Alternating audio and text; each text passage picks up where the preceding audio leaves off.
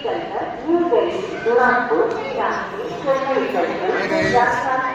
चुके हैं माँ वैष्णो देवी के यहाँ पर, कटरा के यहाँ पर। अब बहुत लेट हो गया, आज 6 बजे तक आना था, लेकिन हमको 8:30-9 बज गए थे। और ट्रेन आज तो बहुत ही लेट चल रही थी। और यहाँ पर सब फैमिली मेम्बर्स हैं, सब हैं यहाँ पर, बच्चे लोग हैं, हमारे दादा उधर बैठे,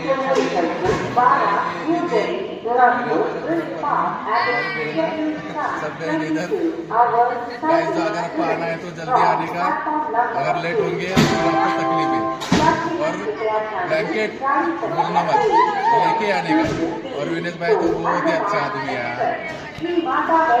और हम आज नाइट में स्टे करने वाले हैं, और सुबह में जल्दी से निकलेंगे माता के लिए दर्शन के लिए। और देखेंगे अभी जाके कुछ खाना पीना खाएंगे, खाना खा के थोड़ा रिलैक्स होंगे, रिलैक्स होने के बाद देखेंगे क्या करना है कुछ। इसके लिए